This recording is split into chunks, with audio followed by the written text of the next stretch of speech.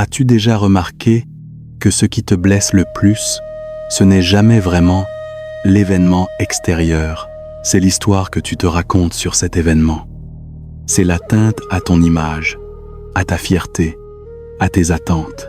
Quelqu'un te critique. Ce n'est pas le son de sa voix qui fait mal, c'est l'atteinte à l'idée que tu te fais de toi-même. Quelqu'un te quitte. Ce n'est pas l'absence physique qui est insupportable, c'est le sentiment de ne pas être assez bien, d'avoir été rejeté. Cette entité fragile, constamment en alerte, constamment en demande de reconnaissance, constamment en peur d'être diminué, c'est l'ego. L'ego, dans la sagesse taoïste, n'est pas une chose mauvaise en soi. C'est une construction nécessaire dans l'enfance, un outil pour se définir dans le monde. Mais à l'âge adulte, il devient souvent un tyran intérieur. Il exige, il compare, il juge, il souffre, et surtout, il est la porte d'entrée de presque toutes nos blessures. Le taoïsme, à travers les enseignements de Lao Tse et de Chuang Tse, propose une libération radicale. Non pas le détruire. On ne détruit pas une fonction naturelle, mais cesser de s'y identifier. Cesser de croire que tu es cet ego. Car, quand tu n'es plus identifié à l'ego, plus rien ne peut te blesser. Pas parce que tu deviens insensible, mais parce que la cible a disparu. Si tu n'as plus de moi fragile à défendre, les flèches du monde traversent l'espace vide, sans rien toucher. Ce script est une invitation à découvrir cette liberté. Pas à pas, respiration après respiration, nous allons explorer ce que signifie abandonner l'ego selon le Tao. Prenons une image simple, celle du roseau et du chêne. Le chêne est grand, fort, imposant. Il a une belle écorce, des branches solides. Il se voit comme le roi de la forêt. Son ego est puissant. Mais quand la tempête arrive, le chêne résiste. Il serre ses racines, il tend ses branches. Il dit « Je ne céderai pas ».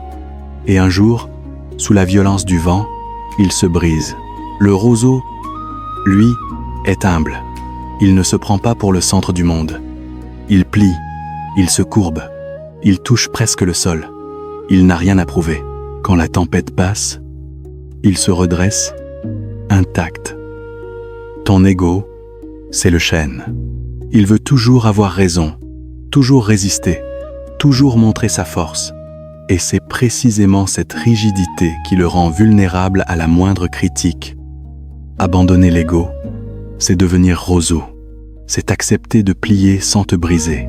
C'est renoncer à l'idée que tu dois être fort, parfait, inattaquable. Chuang Tse raconte l'histoire d'un arbre tordu. Les bûcherons le dédaignent, car son bois est noueux, inutilisable. L'arbre se réjouit. Grâce à mon inutilité, j'ai vécu 100 ans. L'ego veut toujours être utile, performant, admiré. Mais c'est cette quête qui épuise et qui blesse. Abandonner l'ego, c'est accepter d'être parfois tordu, imparfait, inutile aux yeux du monde, et découvrir que dans cette acceptation réside une paix immense. Qu'est-ce que l'ego, concrètement? C'est un ensemble de croyances, de souvenirs, d'étiquettes, de rôles. Je suis intelligent, je suis timide, je suis chef de projet, je suis père de famille, je suis une bonne personne. Ces étiquettes sont utiles dans la vie quotidienne. Mais elles ne sont pas toi. Elles sont des vêtements que tu as enfilés. Lao Tse dit « Celui qui se connaît lui-même est éclairé. Se connaître, ce n'est pas accumuler des étiquettes, c'est découvrir ce qui reste quand on enlève toutes les étiquettes. Quand tu enlèves « je suis compétent », que reste-t-il? Quand tu enlèves « je suis aimé », que reste-t-il? Quand tu enlèves « je suis en bonne santé », que reste-t-il? Il reste une présence, une conscience simple, calme, sans nom. C'est cela, ton vrai soi. Les taoïstes l'appellent la nature originelle, ou simplement le Tao. en toi. Tant que tu crois être ton ego, tu es en permanence vulnérable. Une critique te détruit, car elle attaque l'étiquette. Je suis compétent. Un rejet te détruit, car il attaque l'étiquette. Je suis aimable. Une maladie te détruit, car elle attaque l'étiquette. Je suis en bonne santé. Mais si tu sais que ces étiquettes sont des vêtements, et non ta peau, alors la critique touche le vêtement, pas toi. Le rejet touche le rôle, pas toi. La maladie touche le corps, pas ta présence essentielle. Abandonner l'ego, ce n'est pas devenir amorphe. C'est cesser de prendre les étiquettes pour la réalité. Le premier mécanisme, c'est la comparaison. L'ego ne peut exister sans comparer.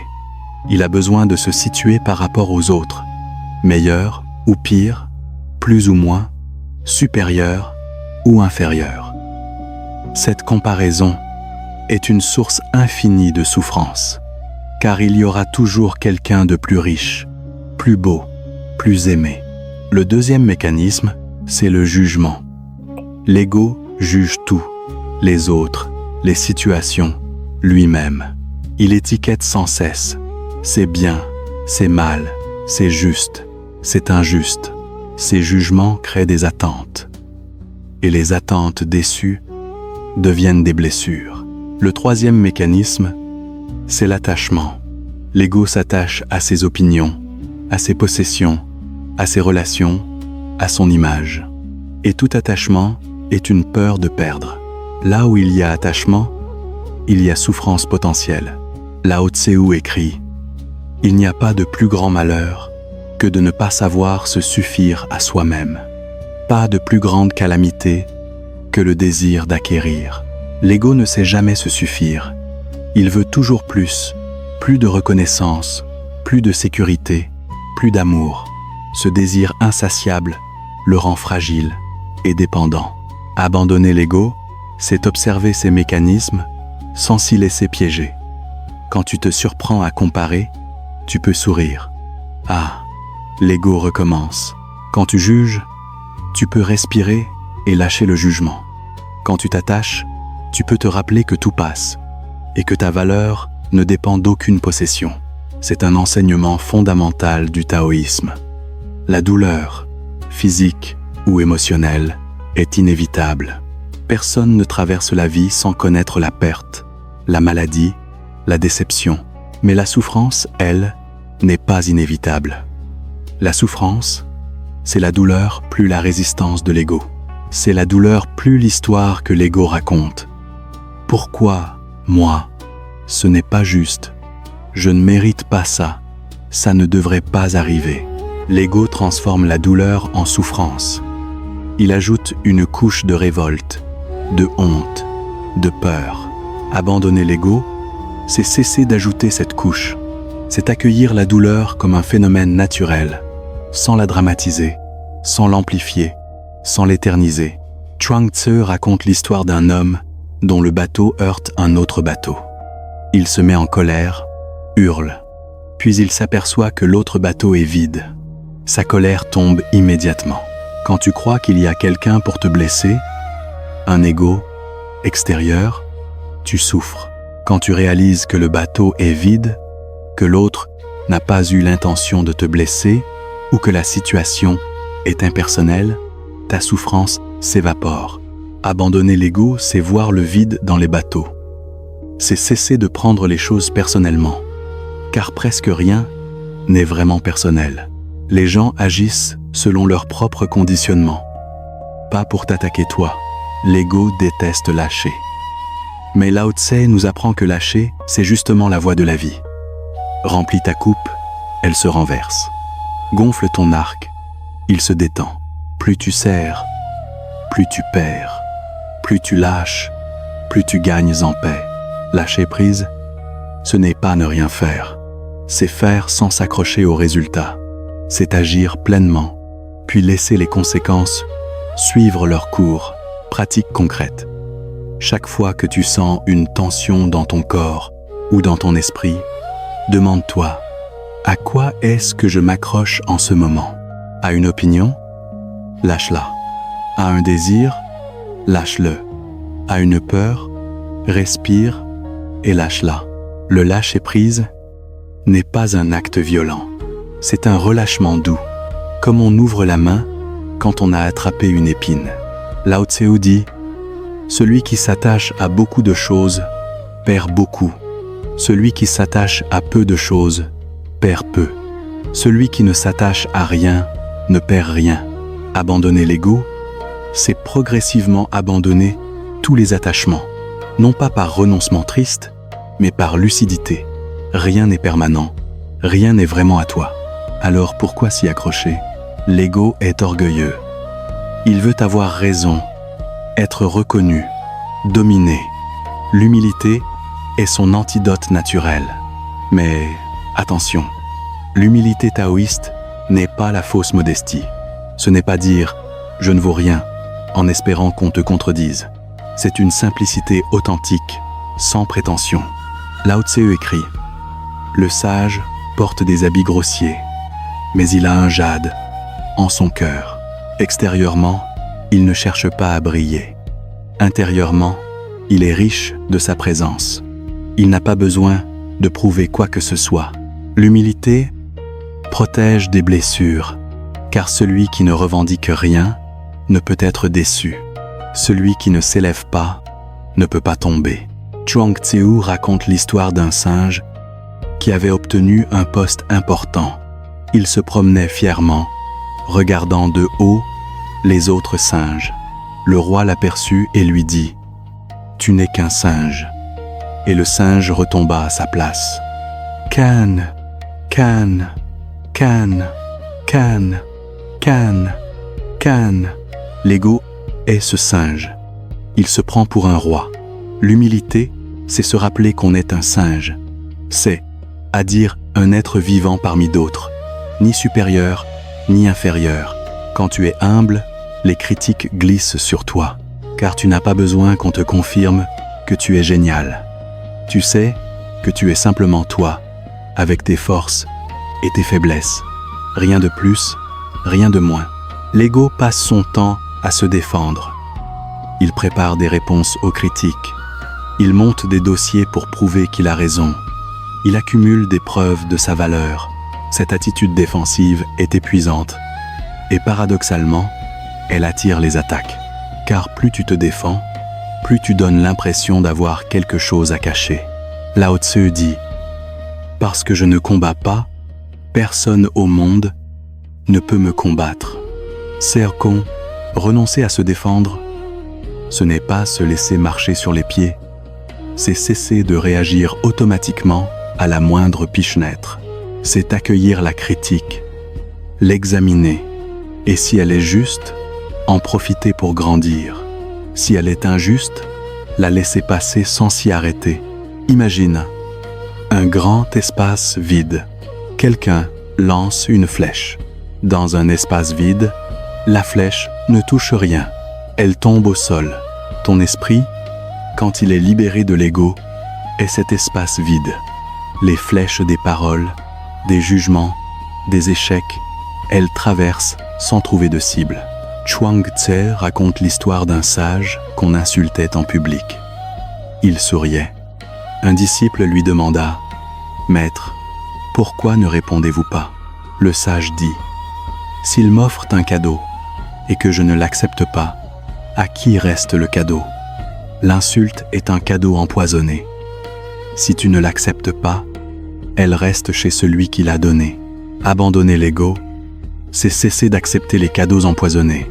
C'est laisser l'autre garder sa colère, sa jalousie, sa critique. Toi, tu restes libre. Abandonner l'ego, c'est finalement faire confiance à quelque chose de plus grand que toi. Ce quelque chose, Lao Tse l'appelle le Tao. Le Tao n'est pas une divinité extérieure. C'est l'ordre naturel, le flux de la vie, l'intelligence immanente de l'univers. Quand tu cesses de vouloir tout piloter avec ton petit ego, tu te connectes à cette intelligence immense et tu découvres que, sans toi, les choses continuent, les saisons tournent, les cœurs battent, les fleurs éclosent. Tu n'as pas besoin de forcer. Lao Tse dit, le Tao n'agit pas. Et pourtant, rien n'est laissé non accompli. Abandonner l'ego, c'est passer de « je fais » à « cela se fait ». Non pas en devenant passif, mais en agissant avec une telle fluidité que l'effort disparaît. Quand tu as confiance dans le Tao, tu n'as plus peur, parce que tu sais que tout ce qui arrive a sa raison, sa place, son utilité. Même ce qui te semble douloureux, cette confiance n'est pas naïve. Elle est le fruit d'une observation patiente. Tu as vu, au fil des années, que bien des catastrophes apparentes ont ouvert des portes inespérées, que bien des échecs ont été des tremplins. Alors pourquoi s'inquiéter? Pourquoi défendre un ego qui n'est qu'une petite vague à la surface de l'océan? Un point essentiel. Abandonner l'ego ne signifie pas devenir une non-personne, sans désir, sans préférence, sans personnalité. C'est une crainte fréquente. Les gens pensent, si je n'ai plus d'ego, je ne serai plus rien. Je serai une éponge. Non. L'ego et la personnalité ne sont pas la même chose. La personnalité, tes goûts, tes talents, ton humour, tes sensibilités, restent. Ce qui tombe, c'est la prétention, la rigidité, l'attachement, la comparaison, le jugement. Tu peux aimer la musique classique sans croire que ceux qui aiment le rock sont inférieurs. Tu peux être compétent sans avoir besoin qu'on te le rappelle. Tu peux être aimant sans exiger d'être aimé en retour. Abandonner l'ego, c'est alléger la structure. C'est enlever le gravier qui crispe. La personnalité devient alors plus fluide, plus joyeuse, plus authentique. Lao Tse dit, celui qui se vide de lui-même devient plus présent. C'est le paradoxe.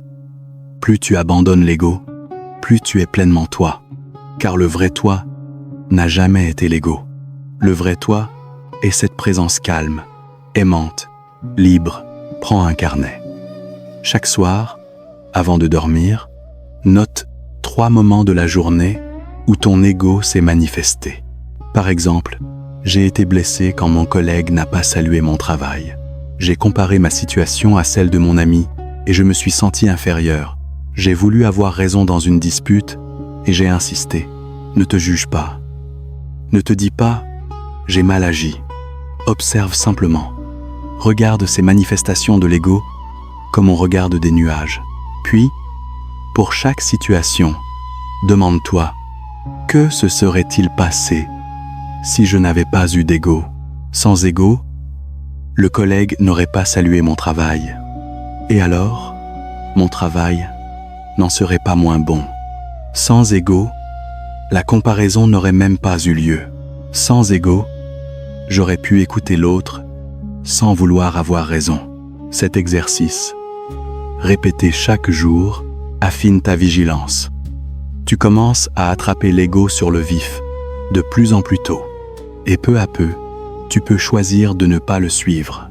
Chuang Tzu disait « Le sage n'est pas celui qui n'a pas d'ego, c'est celui qui ne s'y attache pas. » Xiao Tse, Chuang Tse, Xiao Tse, Chuang Tse.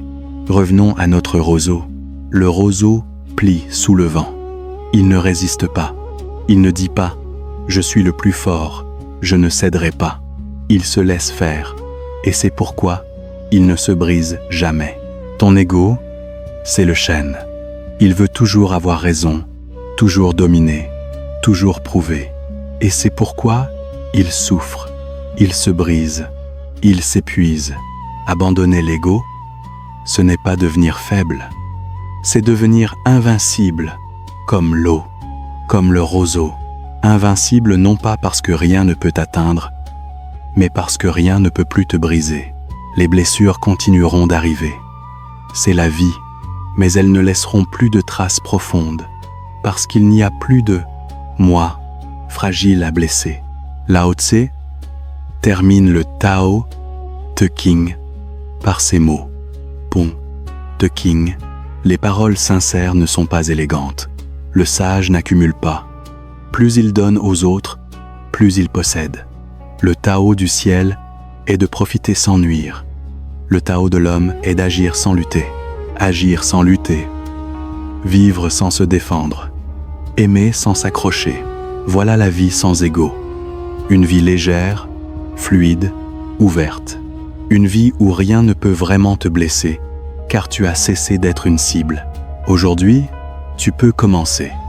Par une petite observation, par un lâcher-prise infime, par le simple fait de sourire à ton ego quand il se manifeste. Ne le combats pas. Il se calmera de lui-même, comme un enfant qui fait une colère et qui s'endort. Sois le roseau, sois l'eau, sois ce vide paisible que rien ne peut meurtrir. Je t'invite à terminer par une courte méditation. Ferme les yeux, pose tes mains sur ton cœur, respire profondément 3 fois. Imagine maintenant que tu enlèves une à une toutes tes étiquettes. Enlève « Je suis mon métier ». Enlève « Je suis mon âge ». Enlève « Je suis mes réussites ». Enlève « Je suis mes échecs ». Enlève « Je suis mon corps ». Enlève « Je suis mon histoire ». Que reste-t-il? Il reste une présence silencieuse, une simple conscience d'être, sans nom, sans forme, sans âge. C'est cela ton vrai soi. Dans cet espace, aucune flèche ne peut te toucher, aucune critique, aucun rejet, aucun échec, parce qu'il n'y a rien à atteindre. Reste ici quelques instants, c'est ta maison. Tu n'as jamais vraiment quitté cette maison, tu l'avais seulement oubliée. Quand tu te sens prêt, ramène doucement ton attention à ta respiration, puis à ton corps, puis à la pièce. Ouvre les yeux, souviens-toi, cet espace est toujours là. Même quand l'ego revient, et il reviendra, tu peux retourner à cet espace. Respire et laisse-le faire le vide. Ainsi, peu à peu, tu abandonnes l'ego. Non par combat, mais par présence. Non par rejet, mais par accueil de ce qui est plus vaste. Ainsi soit-il. Ainsi est le Tao.